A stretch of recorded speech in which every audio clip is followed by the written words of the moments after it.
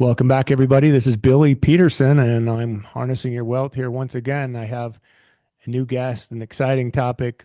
As you know, we've had a number of guests in the past that kind of veer off the wealth line and we go into the health realm. I think health requires a little bit of work on everyone's part. And it also requires, I think, more important than ever in our day and age, a change in mindset. And that's so revealing. And I think if you haven't opened your eyes in the last few years, you might want to listen very closely and even listen to this episode a couple times.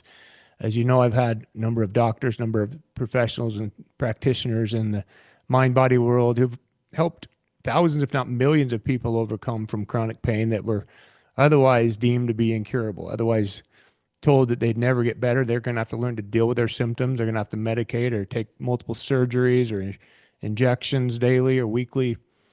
And so if that's you, or you know someone, a family member, a friend that maybe is just dealing with something that you're not sure why, things are coming up in your life and you're having recurrent pain, you're having to pop pills for regularly, you can't sleep, you have stomach problems, you have some sort of a chronic condition that just doesn't seem to go away. And that can also, by the way, come in the form of mental issues like depression and anxiety and just overwhelming feelings of dread. Okay, let's get into that. And so today I'm so excited to have my guest Alyssa Heskin, who is a licensed clinical social worker. She is based in Northern California. She's worked with many patients. She's part of a larger organization called the Better Mind Center, and there's a whole group of practitioners there who work together and who help represent this bigger picture group of practitioners that understand and kind of work with one another to feed off of what's helping people, and they're getting away from the traditional role of medicine and they're actually curing people permanently. So this is important. This is a huge step, I think, in the direction of awareness and a new consciousness and a new age. So Alyssa, thanks for joining me today. Thank you so much for having me. I could not be more excited for this conversation. I'm really looking forward to it. Fantastic. I'm excited to have you. I'm a real big advocate for this. So if those of you who haven't left me yet, stay here. Since I recovered from my chronic pain conditions, I've seen this in so many people that I know, friends, family members, neighbors, colleagues. They just cannot seem to stay in a healthy condition. So they've always got some issue that they're dealing with. And, they call that in the books I read, and the first book I read was Dr. John Sarno, who was really a pioneer in this kind of field. And he calls it symptom imperative. It basically moves around. So when you start having symptoms and you might get better in one area, and then shortly thereafter, another problem crops up in another part of your body. And you just can't ever seem to get it all, everything clicking at the same time. So I've always said there's an emotional root cause to these issues, and you need to look emotionally, you need to look psychologically and not physically. Alyssa, tell me and tell our listeners what your role is and how you go about interacting with people who reach Yeah, out. absolutely. So, normally, what we do as licensed psychotherapists and pain coaches and practitioners is we're actually people's usually their last hope. I hate to say that, but we really usually are kind of their last option. They've usually found our practice or just this idea of a mind-body therapist by luck of the draw, by, having all other options exerted, that we are almost again like that last hope. So, by this point, usually when people meet us, they've gone down the medical route. They've had the interventions that haven't worked or have worked more kind of scarcely or sparsely, so to speak. And by the time they get to us, they are usually so distraught, so stressed, and thinking, will I ever actually get out of my symptoms? And then we kind of do something radical and say, hey, instead of trying to look at your symptoms from a biological perspective, such as this is your body creating it, can we consider that this is the brain creating it? Because what we know to be true in neuroscience and pain science is the pain is always originating from the brain, whether it's a broken wrist or whether it's a migraine or whether it's back pain, it is all originating from the brain. So what we do is we help clients relearn, of course, kind of the overall like science behind pain and the education component. And we help them learn that this is not incurable, first of all, that this is completely curable, depending on the symptom, of course, and that if we can get to the brain, and by that I mean, can we look at your stressors at play? Can we look at what was going on at the time that your symptoms originated? Can we look at your traumas that potentially haven't gotten healed? Can we learn to heal our feelings? So on and so forth. What we can do is we can deactivate that danger alarm that creates pain. So, of course, I'm happy to expand on this. There's so much more Yeah. I can say, but the gist is we help people learn that pain can be unlearned through pain science, exposure work, somatics, and the emotional expression of it all. So these are great places to start. And I'll go back on my experience. So I started luckily with my wife who said, Billy, you need to look at this differently. Read these books. And she had purchased a couple of books for me to read that, kind of like what you said, it was the last resort because I've tried everything. I had gone to every specialist. You start out with a physical therapist or a chiropractor, or then you go to let me go to a more of an I don't know, a bone doctor, somebody who's going to tell me something that might come together. Click, give me an MRI. What's happening? Why is my back? Why does it hurt so bad? It's not. There's something going on, and of course, everybody has a different analysis. Everyone has. Oh yeah, here's what it is. Look at these microfractures, and we've been led our whole lives to believe that they know what they're talking about, and their word is gospel. It is 100%. This is it. So when the doctor says, yeah, see this in your wrist or see this in your back or see this, oh, look at that MRI. Ooh. And they Mhm. even wince at some of these images. And so, of course, that just ingrains in our conscious and then deep down in our subconscious that there is no alternative uh, diagnosis. It is what they're telling us it is. And I had so much of that buried so deep into my subconscious that it was going to take a miracle for me to get out of this. And a miracle is what I received. But I want to go back to this starting this entry level point because so many people who are maybe taking a tiptoe down this line and they think maybe is this something I ought to explore a little bit further. Mhm. So I started reading these kind of books and it talked about the science behind it and they talk about the pain originates in your brain and et cetera, et cetera. But then I'd immediately get to a point where I just close the book and say, this is garbage. And I throw it across the room and say, pain isn't in my head. I feel it. It's real. So you kind of start thinking, you're telling me that I'm making this up. I'm inventing it. How do you answer that question when you have these skeptics like that? Who is me, by the way? Yeah, of course. And skepticism is always allowed here. And with any good psychotherapist, it should be, because, like you said, you've been taught to be skeptical of this type of model. What I would say is pain in the most loving way, it's never in your head, and it is in your head. All pain comes from the brain, and that is not any deficit of the person experiencing it. It does not mean they did it to themselves. It does not mean that it is their fault.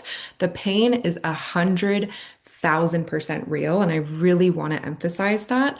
Whether there is a structural cause like a broken bone, or what we would be consider, or excuse me, what we would consider to be a mind-body response, such as chronic back pain, sciatica, hip pain, whatever it might be, if there is no structural origin, regardless, the pain is always coming from the brain 100% of the time. It is never in your head, so to speak. You are not crazy nor making it up. However, it is 100% real. It's just the origin is the brain and not the body. Your body is healthy. It's just the brain misunderstanding danger signals versus safety signals. And that's kind of how I water it down. With that said, that was a beautiful way to explain it. But what about the people who say, my doctor told me I have this abnormality. I have bulging discs. I have bone on bone in my knee. I mean, Mhm. so then they have this, they call it a physical condition that's causing the pain. So how do you deal with that? Yeah, so I will never personally tell a client what they are or not feeling in their body. However, what I will try to do is really pull in the evidence that we know is true, both by evidence-based practices, medical professionals coming out in this new paradigm shift to try and say, hey, some of these quote unquote structural abnormalities, like a bulging disc, is actually just a coincidental finding. It is just a gray hair of the spine. Mm, So I'll try to do a bit of normalization, a bit of evidence pulling. Interesting. You say that your hip only hurts when I'm just making this up, but like you are in conflict with your spouse. No other time does it hurt. Well, that's interesting because can we get a little curious about that? So I'll try to really hone in on curiosity.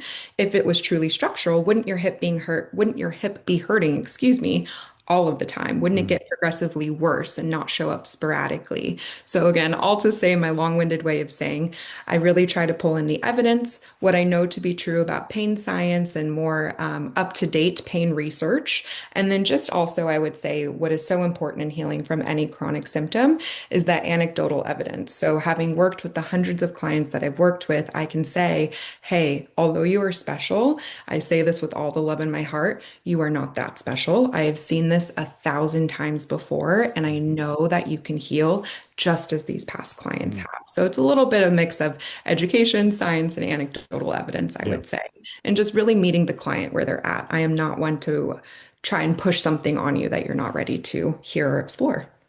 Huge. And I think what I liked about that is you have conviction in your voice. So you're not watering it down with gray area possibilities and this may help you or this, it's a possible option for you because like again, then no one's going to believe it and very few people. So you have to be very either gullible or you just so far down the line that you have no other option.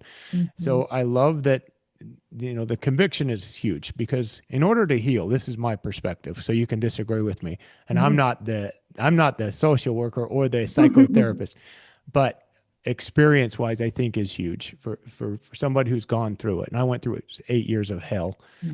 I think that in order to heal, you have to believe it on a Mhm. cellular level. You have to believe that is possible in your Mhm. subconscious mind. And in order to believe that, you can't have conflicting viewpoints all the time. You can't be having a doctor tell you, see this MRI? This is problem.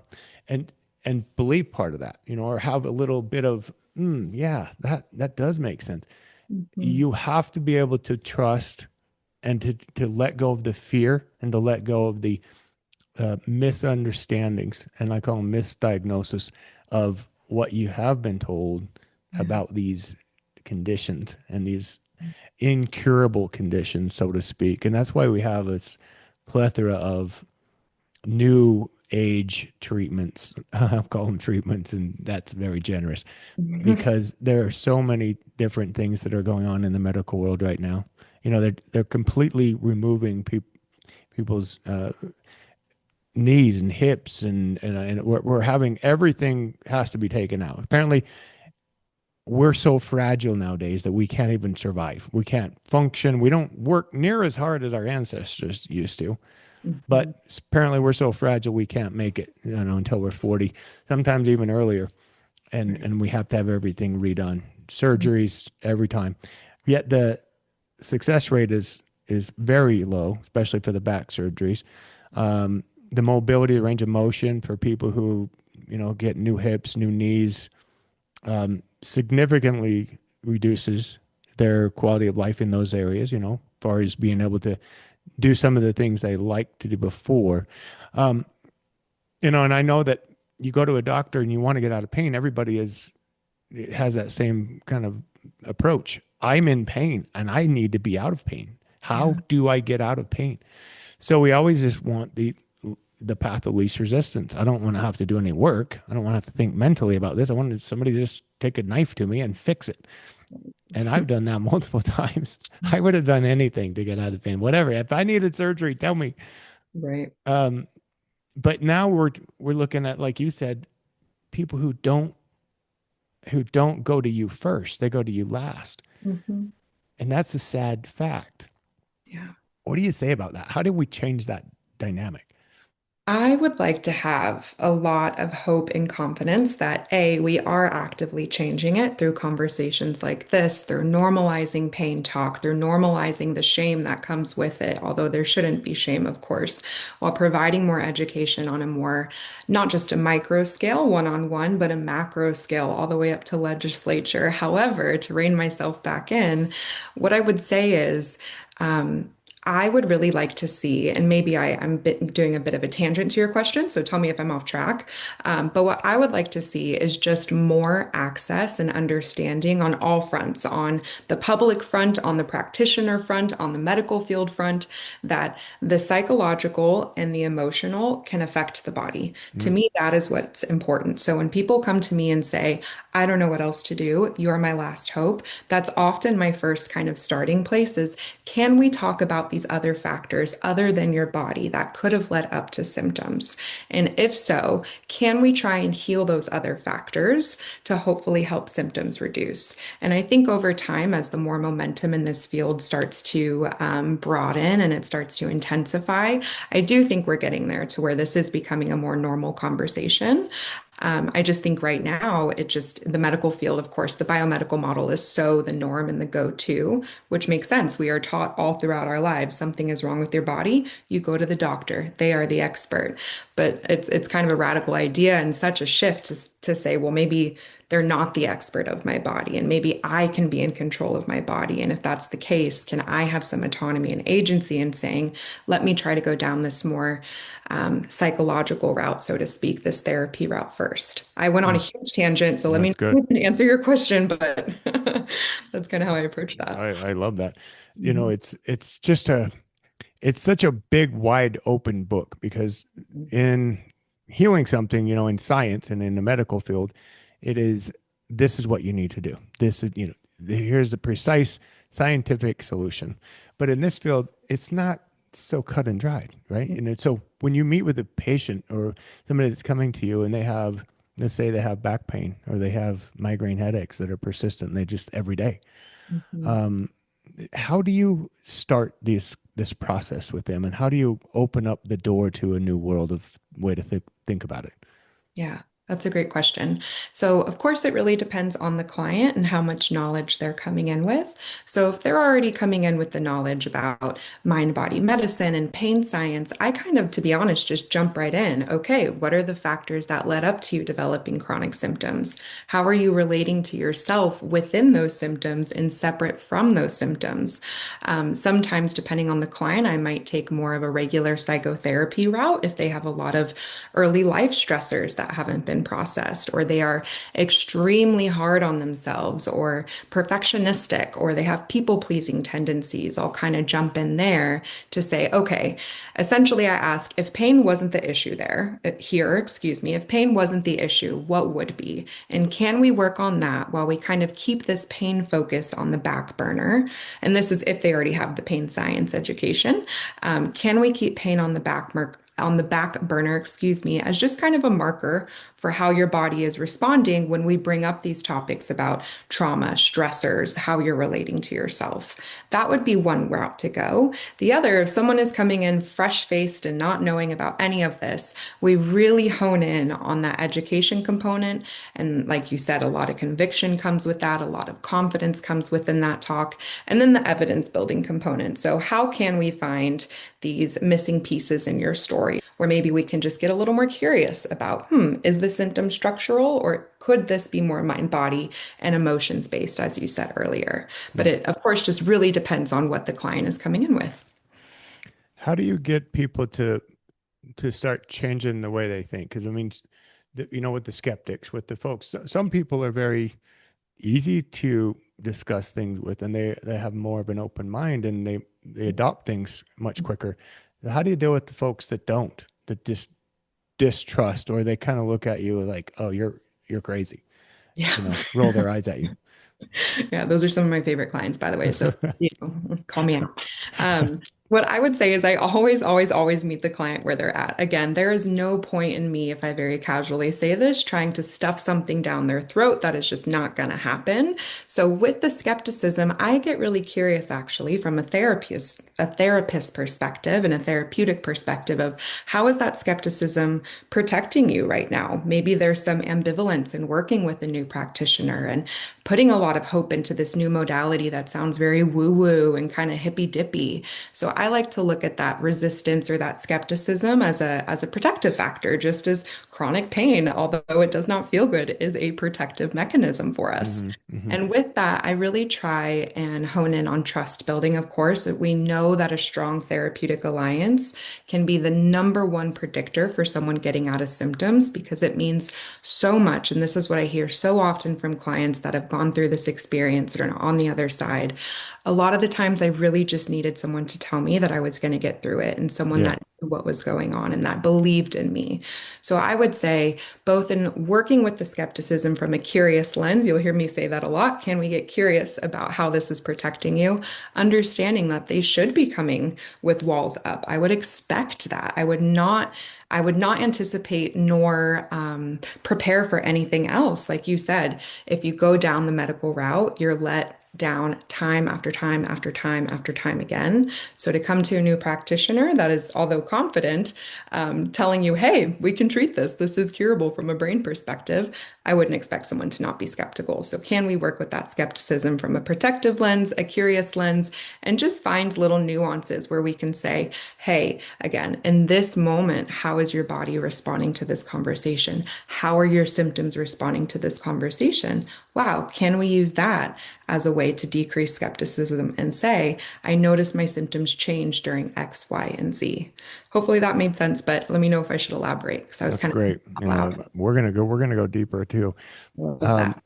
the thing that worked for me a lot, and when I'd be pulled back into the medical model, because I was having to claw my way out of there, um, one finger hold at a time, Mhm. because I wanted to believe that there was this different path. And what I was reading in these books from Dr. Sarno and Dr. Schechter and Dr. Strax is, look, this is pain that's here because of the way you're living your life, the way you're processing things, the way you're handling stressors, the worries that you continue to pile on, and you're not relieving those. You're not allowing those things to pass through you. You're holding on to all of this stuff. Um, but of course, I didn't understand any of that, unless you stop and examine, like you said, get curious with what you're being told and get curious with what your thoughts are. Most of us don't even realize our thoughts. They come, and sometimes we get we're like a hamster on a wheel. We just keep going and we Mhm. never get off that wheel all day long. But I found one of the most revealing and powerful thoughts that I had about this was, who benefits Mhm. from what you're telling me? And Mhm. from this diagnosis, you're telling me it's incurable, and that I'm going to be on these biologic injections for the rest of my life in order to handle the pain. And oh, by the way, ultimately, I'm going to die from this condition because you've labeled me with an incurable medical condition called ankylosing spondylitis, Mhm. which, by the way, the rheumatologist told me was essentially case closed because of the blood marker that I tested positive for. There's a blood marker. So Mhm. they've always got some behind the curtain answer for, this is, you see, this is it. This is what you have this. And again, so I'm buried in this language and this evidence that they were giving me, and MRIs and all these convictions about around it. The pain is there. So every time I try to look at a different direction, my wife kept trying to tell me, "Look, you can do this. You can do this. Look at this." And I'd say, "No, Heather." I would get angry physically. I would get very angry and upset. You don't understand. I am in so much pain. This is not fake. This is real. And this doctor told me this is what I have. They obviously know what they're talking about. So that was my life until I got curious enough to explore and keep asking more questions. And then one day I'm on the Facebook. group page for ankylosing spondylitis. Do you realize there's a Facebook group out I there for didn't, that? I'm Oh, not there's a surprised, but Facebook wow. group for everything. So Oh, every condition, if you have fibromyalgia, if you have other, all any of these other disorders or conditions that they don't have an answer for, by the way, they just put a label on it. Boom, right. stick it right on your forehead. This is what you have. Yeah. So now that's how I identify. So Hmm. I joined this group on Facebook, and I start to realize all these people are suffering just like me. So I finally felt a sense of community, like I belong somewhere. Hmm. And they were all talking about how terrible their pain is and how these issues are now cropping up and their symptoms are intensifying, and now they're shaking, and now some of them can't walk, and then they've had it for so long now they can't get out of bed, and they have to have a wheelchair, and they have to have constant 24-hour care, and they can't hold on to a cup of water. Everything's, all their mobility's gone, their neurological system is gone. um, Even posts about, did you hear so and so died? So we all have this grim outlook Hmm. until one day there were these two people on this group that posted this crazy post. They said, guys, we found a way over the wall. We found a way Mm. over the wall. We can get better from this. And I got curious, like, wait a minute. So I started direct messaging guys. What? How did you do it? What was it? A different biologic? Were you taking Right. Enbrel? Were you Yeah. taking Humira? Which one? I'm still stuck in that. You have to have physical Hmm. treatments. Hmm. And the guy messaged me back and said, when you're ready to think about this from a different perspective, from an emotional perspective, feel free to call me. And that was it. And I Oh. thought, you're crazy. You're crazy. And everyone got pissed on Yeah, that group. sure. They were mad, like, get these guys off. And they kicked them off. They kicked them out of the group. Wow. How dare they tell us that we can get better from this? Wow. Isn't that crazy that people actually buy into their condition and they don't want anybody to tell them differently? Right. Have you guys ever studied that phenomena? What makes people identify so strongly with what they're being, what they've been told from the medical community? Yeah, I don't have like explicit empirical research, but anecdotally, I can say, I mean, having a sense of identity, even if we think primitively, that feels safe to us. That feels containing. Back in cave times and evolutionary times, if we didn't have a form of identity, this is going to sound dramatic, but it's true, we would die. So I think in part, it sets off that primitive alarm in the brain that says, if I don't have a sense of connection, identity, community, as you mentioned, I will not survive. So I think on a subconscious level, that's in part what's going on. And then I think again, more grand, if I always think about the adverse of a question. So if this isn't my identity, then what does that make this? And that is a really scary thought for people to sit with. So, if this isn't some structural terminal illness that is ultimately going to be my fate, then what does that mean for me? The story I've built, and not in a malicious way, in a natural, brain-based way, the story that I built about myself, my parameters of life, my sense of safety and containment, and what does that say about, unfortunately, which I really want to break this moving forward for people, the culpability in it. So does that mean, and then we go back to the conversation of, did I do this to myself? Oh my God, now I can never get out of this. This is all my fault.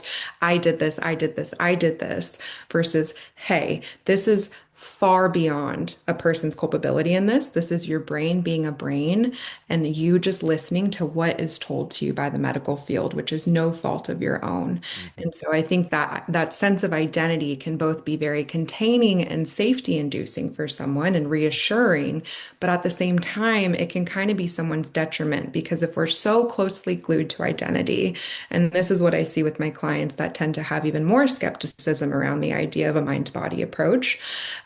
If we were to give up that sense of identity, there would be a lot of uncertainty and unknown in someone's life, which will ultimately feel scarier than being in this safe containing box of the identity that they felt that they felt for themselves and created for themselves. Mhm. So it's hard to break away from the identity of this is what I've been told, so this is who I am. But it's also one of the most important things we can do in mind body healing because of that message it sends to our brain. This isn't who I am. I can be something beyond this. And this is my brain, again, just being a brain. Yeah. I think sometimes going back to my point earlier is just this, the skepticism can be good and bad. It can be bad in the sense that you are reluctant to consider alternative modalities or something that's actually working, that's actually getting people completely healed without any form of additional intervention or additional treatments from the medical community. So that skepticism is there, and it's real. But at the same time, if we're not willing to be skeptical of the Hmm. medical model, right? Hmm. Why aren't you not as skeptical with them? Because again, the question I asked is, who benefits from this? Who Right. benefits from this diagnosis of this treatment? This now I'm a slave to your treatments for life. Mhm. Um, and so I think about that, and then I go, well, the folks that are teaching mind body healing, they heal a client, and that client no longer needs them. Mhm. There's no more reliance on them. They Mhm. don't have a lifetime supply of income from that client Mhm. who they've healed. They've Right. done it from a place of care, from a place that really is what the medical community was supposed to be based on. Do Mm. no harm, Right. but take your client to a point where they can actually heal. And our bodies actually can heal from everything. So our bodies know how to heal, know how to get better. We get sick. Our bodies know how to fight off the virus or the infection. Our bodies know how intuitively know how to do these things. Mhm. Our bodies know how to heal a broken bone. It Mhm. just needs to be set, and the body does the rest. We don't Right. even have to think about it. We can cut our finger, darn near cut it off, and if we Mhm. have it set and put back, in place, amazingly, the body does the rest of the work. We take the wrap off a few weeks later. My God, it's healed. Mhm. What happened? Yeah. So we didn't need, a lifetime of treatment. The body knows how to heal all these pain conditions. The body knows how to heal all these diseases. I find it interesting that so many people, well, won't factor that in, and Mm. they immediately defer to the, yeah, but my pain is because of this, Mhm. but my pain is real because my doctor told me. Mhm. And I had to get to that point too. So again, clawing out of that hole I was in, I mean, it was depressed. My life was so depressing because I couldn't spend time with my kids. I was very um, angry all the time. I was very essentially feeling feeling like I was not the dad or the husband that I wanted to be because I couldn't have enjoyment. I couldn't go places with them. I couldn't uh, have any physical activity, Mhm. and I couldn't sit in certain places. I couldn't go to my daughter's dance recitals or sit in the bleachers because the pain was so intense. I'd have to sit in the back against the wall. I'd go golfing and I'd have to physically lay down on the grass Wow. about every hole just to get the pain to calm down a little bit. But then I started to wake up and started to think, gosh, when I'm actually enjoying myself, when I'm engrossed in an activity, uh, like a hobby or doing something that keeps my mind busy and I'm actually enjoying myself, I just started to notice, like, bam, where's that pain? Oh, thank God it's gone for a little while. I don't know when it's coming back, but my, Mhm. it'll come back when it's supposed to. So you almost totally miss the boat Right. just thinking the pain is random. Like, Mhm. yeah, I have this condition, bone on bone, but I can go run a marathon and it's fine. But then I'm done, man. It hurts like hell. And I Mhm. can't do anything else I can't even get out of bed anymore. Can't walk to the grocery store. um, I'm just very interested in all of those concepts and how people's are led into a different way of thinking. So how do we find this evidence list? How do you help people build that? And how important is that in their healing? Yeah, I would say that evidence building is one of the most important components of healing because when we have those moments, like you said, where we're afraid that the other shoe is going to drop, or we experience maybe a quote unquote flare up, or we feel like we're regressing at all, we often get what I usually call, and I didn't coin this term, but I usually call it like progress amnesia. So, what we know is that having evidence that we can have in our back pocket, literally like a note that you have in your back pocket, or more so metaphorically, we're able to say in those moments of doubt, in those moments of skepticism, in those moments of what feels like stagnation or regression, we're able to say, hey, wait, no, I can pull back on this evidence, this rooted in reality and rooted in my experiences to help pull me back to center. Excuse me, what that might look like is at the beginning of treatment, I'll go through kind of like a checklist that we have with each of our clients, and I'll say, okay, and then we take it checklist by checklist. So one of the most common symptoms of a mind-body condition is, does your symptom, and I'm sure you experience this, does it move around randomly? Does it intensify randomly? Does it lower randomly? So finding those places where we can say, poke a hole in that. And again, get a little curious, I'll keep saying it, about what's going on there. Because if I have a broken bone, like a broken wrist, it's going to be hurting all the time. There's not really reprieve, of course, unless we take medication for it, put it in a cast, whatever, but it's going to be pretty consistent. Now, with these more mind-body based conditions and symptoms, we don't have that. So I start out step by step, kind of detailing in your day, do you notice that symptoms are higher in the morning, higher in the evening, higher after a stressful meeting? Do you notice anything that lowers your symptoms that just wouldn't make sense logically? What you kind of alluded to earlier, are there activities, people, places, things throughout your day that, again, even logically doesn't really match up with the structural diagnosis? So you say that you have bone on bone, but you just ran half a marathon over the weekend. To me, that says it's not the bone on bone that's the problem. It's the fear that's the problem. It's the avoidance that's the problem. So we start to build evidence by kind of finding those loopholes in someone's day to day to say, that doesn't match up with what we know to be true about it starting and originating in the body, so to speak. And then we continue to build on there as time goes on. But really, building evidence in the beginning of treatment is so imperative for just understanding, hey, I can get through this, and I have gotten through these moments. I would actually be curious if you were able to build your own evidence list, or how did you navigate that process from going from skepticism to more so being confident in your recovery? Yeah, it started with me unable to really get out of bed. I was so stiff in the mornings, early in the mornings, and I try to get out of bed and I was just, oh my gosh, I can't even move. Or sometimes during the night, I would be so stiff in my back. It's like spasms. You know, you have a Charlie horse in your leg. Most people have experienced that. It's like having a Charlie horse all over in your lower back with that doesn't want to let go and it Mhm. won't move. So you're just excruciating pain and it won't stop. And so then I'd notice, well, gosh, I get up and I shower and it feels better. I get moving around or I get busy doing, my daily work, or heaven forbid, I go to the gym and work out, or I go on a run because at the time I was a big runner. I'm Mhm. thinking, good, it's great that I have these activities, that I can loosen myself up. That was all my big thinking, just I loosen up. But Mhm. then it'd come back and it'd come back roaring in different moments. And I didn't kind of equate it at the time of when that would become so intense was Mhm. at moments when I was not happy or I was stressed out or like a client meeting or in a tight location, like in a plane and you got kids crying and screaming and Mhm. or you're somewhere you don't want to be. I've Mhm. heard this a lot from people that, in-laws are going to, they have to go to a wedding or something that they're really not having a good time and they just don't want to be there. And guess what? Their stressors, all those chemicals in your body start to roaring to life and your pain, which has now become a neural pathway for whatever your brain's doing is intensifying that pain for you.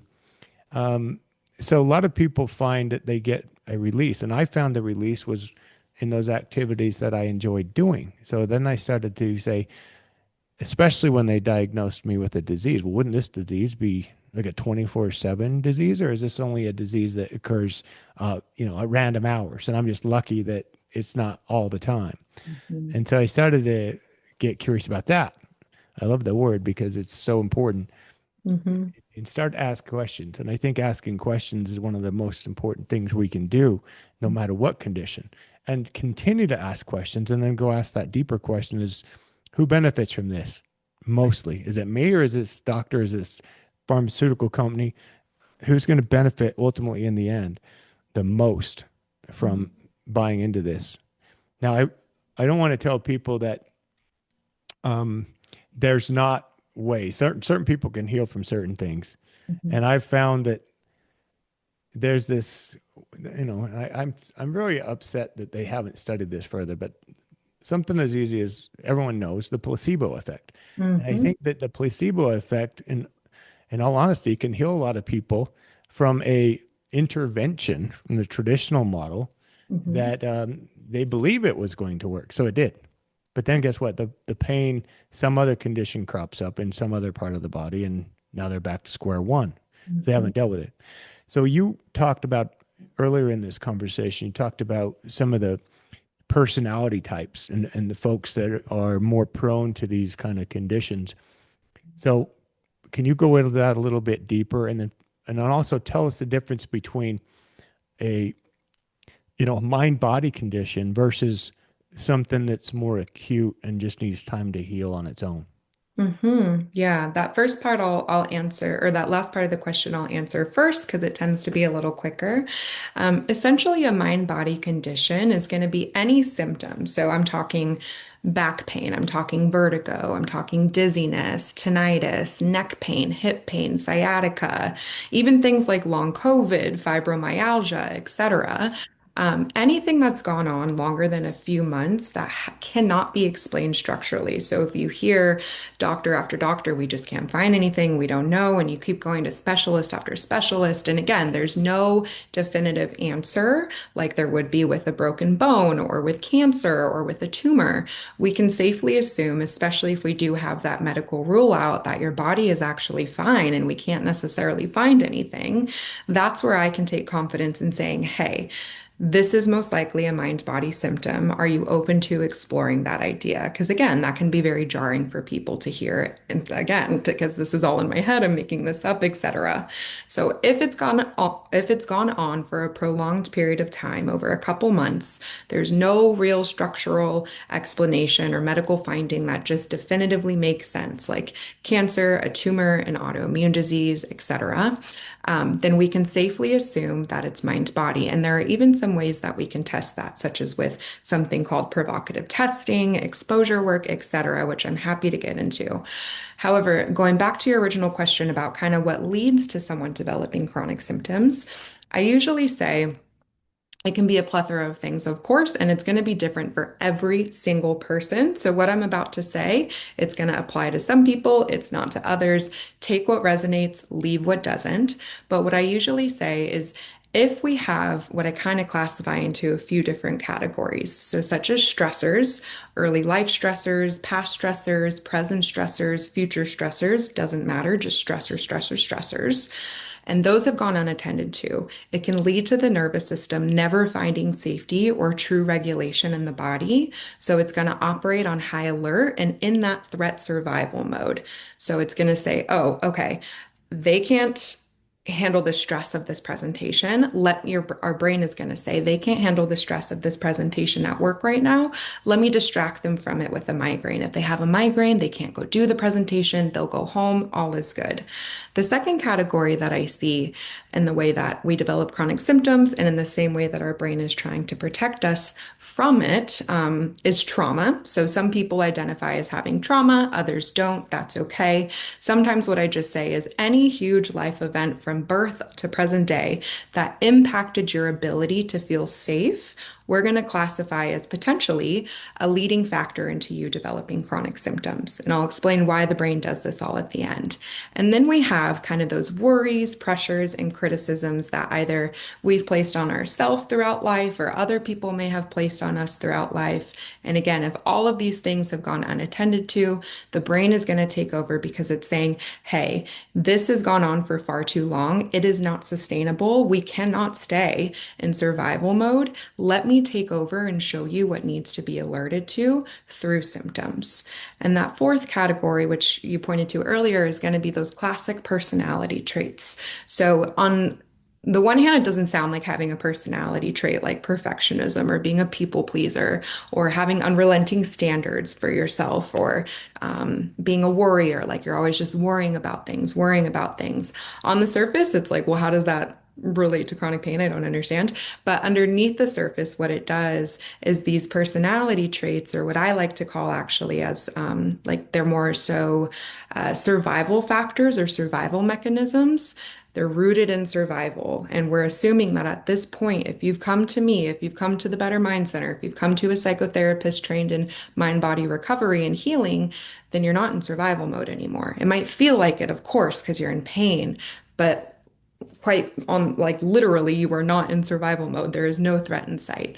So what these personality traits do, or these survival mechanisms do, is they say, hey, at one point I had to learn to be a perfectionist to survive the environment that I was in, or to get my needs met, or to feel connected, or to get praised by my parents or whoever it might be. And our brain doesn't unlearn that. So it keeps running on that same autopilot and autopilot and autopilot, and it doesn't stop until it's become too much for the system to take. And then pain takes over because our brain says, whoa, there is something that really has gone awry. I don't know how else to protect this person other than to give them pain. Because the brain's only way, and I want to make this so clear, the brain's only way of keeping us safe and protecting us is through pain. If you put your hand on a hot stove, your brain says, oop, danger, danger, let me make that hurt. So they take their hand off. So although it doesn't feel protective to have symptoms, what we know that leads up to that origination are all the things I aforementioned. If they've gone unregulated, the brain says, all right, it's time for me to step in here.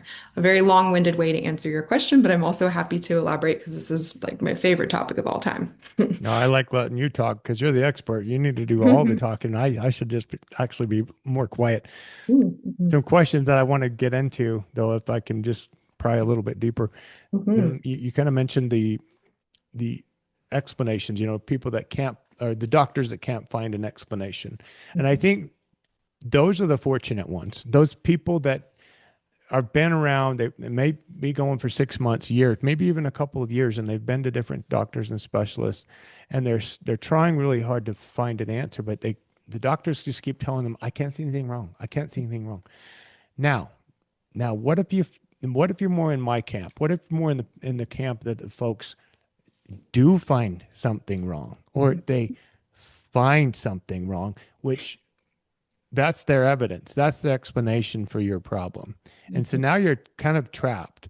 So the folks that, and I think that's becoming more and more the case, to be honest, is they find it. And then, you know how many autoimmune diseases there are these days? There are literally hundreds of them. So what if those, how do we find those people who have been led into that camp that have been told they cannot get better and Mhm. that there is the explanation and they have it? How do you reach them? Yeah, that's such a great question.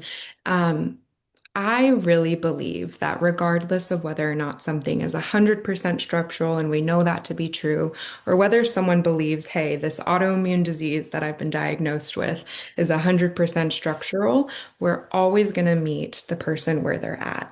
And so, what I would say is if we are operating under this assumption right now, and this person is open to flirting with the idea that maybe this autoimmune diagnosis they received could be mind body, or if not, if they're not open to it, can we at least use the same tools of pain reduction that we learned through nervous system regulation, emotional processing, exposure work? What I really love that you mentioned earlier, dipping into joy and re-engaging in life in a way that feels fulfilling. Regardless of whether or not someone has this diagnosis, so to speak, that they were given that seems set in stone, we can still use the same tools to find relief. And oftentimes, what I find with clients is when they come in with that kind of hard and fast, I've been given this diagnosis, it's what makes sense to me, I'm not here to push it, I just want to learn the tools to help reduce my symptoms. I say, great, beautiful, okay, let's do it. And we use the same tools to reduce symptoms. And what I kind of see over time, which I hope is hope inducing for people listening, is that a lot of times these people will find that their symptoms still fully subside, albeit, again, there's not something structural in the mix, such as cancer, a tumor, etc. A lot of people find that even these diagnoses that they receive that they too thought that they were kind of stuck with for life, and it sounds like you have a very similar story, that they too can subside because oftentimes that diagnosis starts to disconnect from the person as a person. So it's just this diagnosis, it's just some words that I received, but I'm received, but I'm engaging in life in a way that feels good. My symptoms are my symptoms. They are what they are. I just don't care anymore because I'm doing what I love. The diagnosis doesn't matter anymore. And then we start to see symptoms subside even more. So it's kind of a mix, but I always say if a person is open at least to the idea of flirting with the idea, that something could be mind body, even if they were given the structural diagnosis, that is a great opportunity to start because all of the skills learned will still help enhance your life overall, even if symptom reduction doesn't happen. You'll learn to stop people pleasing. You'll learn to stop being a perfectionist. You'll learn to feel your feelings so your body doesn't have to take over. You'll learn boundaries. You'll learn stress management. You'll be nicer to yourself. So if you still have this diagnosis attached to that, okay, but at least we've enhanced your life in all of these other ways that feel just as fulfilling and enriching, whether or not there's some letters attached to this diagnosis, if Mhm. that makes sense. It does. I feel like I've become a pretty huge cynic in the medical model because of what I went through myself and just had so many people tell me without a shadow of a doubt that I had this condition, I would never get better, or I had these, and then multiple people told me different things, multiple specialists, and every one of them was wrong. You know, from a nutritionist to say you can't eat this, or no, you have this condition, autoimmune disease, or no, you have celiac. You have, I had to have my gallbladder removed because that was my problem. I mean, so many things that you subject yourself to in the pursuit of pain symptom management or reduction or freeing of pain. Because I wanted to believe that certain things that I could do would actually get me out of pain. I didn't want to cope with pain. I didn't want to learn to live with pain. I wanted to have my life back. Right. So essentially, I would listen to anything. I would try anything. I spent tens of thousands of dollars with every possible Mhm. answer that there was. So now that I have the ability to look back with open eyes and have crossed that divide, that huge divide, I would love to go back and talk to all these specialists and doctors and therapists who think that they're wearing this badge of no, I know all. Mhm. That I want to tell them you don't. You don't, unless you've had a course in mind body healing, unless you've taken a serious course and understand that the psychological realm, the mind Mhm. is in control. The mind is the unit. The mind controls all this. And if you think that the body is like a car that you need to work on and it breaks down, and now we need to just tear the car apart, Mhm. you've missed the whole deal. You've missed everything because the engine is right here. It runs the whole show. So I'm just trying to say, in not so uncertain terms, folks who are listening, be curious and get get deeper in your curiosity with what you have, what symptoms you have, why they came up, when they came up, what's Mhm. going on in your life, and don't accept the fact that then just my body's breaking down. I'm getting old. It's over for me. Mhm. That's just such an old way of looking at life and such a sad way of looking at it. You think you'll never get better because the doctors don't know how to make you better. But we're Mhm. right here telling you there's there's a way to do it. Can you Yeah. give us some examples of some people who have recovered from conditions that you felt like, wow, this is bad, this is tough, this is a Mhm. really tough lifestyle you're living, yet they've recovered. You have anything you could share with us? Yeah, I would say that's the vast majority of clients for sure. I mean, as you know, personally, our world becomes so small when we have chronic pain or chronic symptoms that again, our world becomes so small that you put it so well earlier of like crawling your way out of the hole. And so when our life feels that small, we'll do anything, of course, like you said, to get help. Yes. So I've heard pretty much every condition under the sun and moon. So chronic Lyme, chronic fatigue, chronic dizziness. I've had people that have been given certain autoimmune disease diagnoses. Those just, let's see here, fibromyalgia. I've had clients that have been quite literally bedridden that can only get out of bed for maybe 10 minutes a day to really just use the bathroom and go back to bed because they're in such excruciating pain. Mm. Again, their world becomes so small, and I think every client knows that experience. So what I usually do in those moments is I really process again how they are relating to themselves in this way. So our brain oftentimes it feels like, although it's trying to sabotage us with this pain that makes us bedridden, it's really trying to protect you. So we're going to need to shift how we are viewing the situation going on. And this takes time. And I say it like it's easy. I know it is not, but we're going to have to shift how you're relating to yourself. So I've had clients that, for example, they've been bedridden, and we really work on changing how they're viewing themselves as they're going through this process.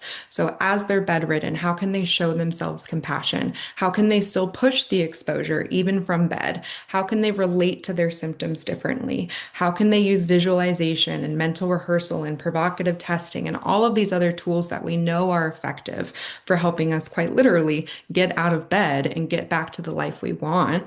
How can we look at the emotional experiences underneath to help propel us quite literally and metaphorically out of bed and back into the real world? So, in terms of clients that have received just the scariest of diagnoses, I won't even say them out loud in case people catch on to them and start to go down that Google spiral that we all know so well. What I will say is, regardless of whether or not you're in bed 24 hours a day, you're still doing life, but that symptom is in the back of your head, or that diagnosis is constantly kind of just looming over you. As long as we can relate to these experiences differently, hone in on the confidence, the trust, the resiliency, and the support from your loved ones, the support from a clinician. I often find that that can create some wiggle room. People want to feel like someone is in their corner, right? So it's easier to get out of bed if someone is quite literally or metaphorically, if it's over a Zoom screen, holding your hand as you get out of bed and saying, "Hey, look, this is safe." Even with symptoms, even with pain, we can still stand up and create safety. At any moment in time, no matter what you are experiencing, anxiety, depression, debilitating pain, these scary diagnoses that we get, that all the fear that comes with it, we can still find safety in the body. And of course, there are so many ways to do that. But I really hone in on the what can I do right now, given where I'm at, to lower the stakes and increase safety. And it takes time. I say all of this like it's easy. I know it is not. It takes so much time to get there. One more issue as far as the what listeners are asking, what do you guys do to make people better? How do you get them better? Do you help people get better fully, completely? Mhm. Yes, absolutely. We help people get better every single day, regardless of the diagnosis you receive, regardless of the symptom you have. And we do have clients where they do have structural diagnoses, and we can still help them get better. Will I say we help them get completely out of symptoms? No, of course not, if there's a definitive structural diagnosis, but we can help turn down the volume on symptoms. And for people that have received these diagnoses that are more ambiguous or still more what seem to be kind of just overall debilitating, or what feels to be terminal, they still get out of symptoms too. And what we do is we work on both the exposure piece, the emotions and the psychological stressors underneath the symptoms. So if we put the symptoms to the side, what else is going on beneath the surface? So that could be processing of trauma or stressors or life events. That could be doing actual exposure work. So if you are someone that loves running and you haven't gone running in a long time, we're going to figure out how to get you back running with or without symptoms, trusting that the symptoms will go away. We're going to have to learn how to feel our feelings, which I know in and of itself is a huge, scary concept for so Mhm. many people. We're going to have to learn to relate to yourself with more compassion. It is a non-negotiable. And we're going to have to learn how to essentially make you the captain of your own ship, so your brain doesn't have to take over and say, all right, I'm going to do this for them, because they can't handle it. So we're going to Right. rewire your brain, soothe your nervous system, and help you feel, again, more whole and empowered within yourself. Because if we can get you feeling more empowered within yourself, your brain doesn't have to be on high alert for you. It will Right. understand that you are the captain of this ship.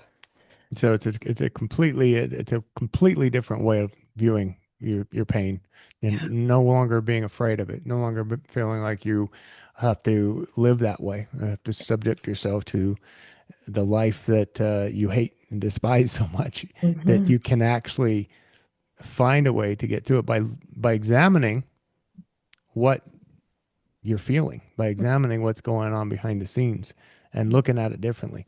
So if we were to wrap this conversation up, and people are kind of taken away from it, um, what would you leave them with to give them hope, that Mhm. and like there's no recipe. I told you that earlier. There's no manual to get better. Here's the instructions, Hmm. right? That doesn't exist. So we're trying to lay out a foundation of looking at it differently because the healing comes almost invisibly. The healing comes without us even being aware of it. It just happens. Magic is, you can call it magic, but what happens is your brain just rewires or kind of reboots itself. And you Hmm. don't know when that happens or how quickly it happens. Sometimes with people it's very quickly. Hmm. Sometimes people can heal within a matter of a few days. Sometimes it takes other people many months because they're so embedded in this way of thinking or this worrying and this anxiety and this tension that they've built up and this trauma that they won't process and they're being blocked. So these harmful chemicals continue to ravage their mind and push stuff into the body and into the pain circuits that they're so used to. But if you could summarize that, Hmm. Alyssa, how do you tell people, the steps, if you will, the basic steps to healing permanently? Like if they were kind of doing, just so I understand, almost like a self-help course in chronic pain healing. Yes. Yeah. So Mhm. summarize, like, do what, and then obviously to entice them to want to reach out to you guys further to open that conversation up if they can't do it on their own. Right. So I would say the first thing is that although it might feel, again, I'm going to say it again and again and again, like your brain is sabotaging you, it is not. It is only trying to protect you, and you have done nothing wrong. This is not your fault that these symptoms are happening. You do not deserve them. Nothing has been done on your end that could have caused these symptoms. It is just your brain being a brain. You are not alone in that, and there is hope.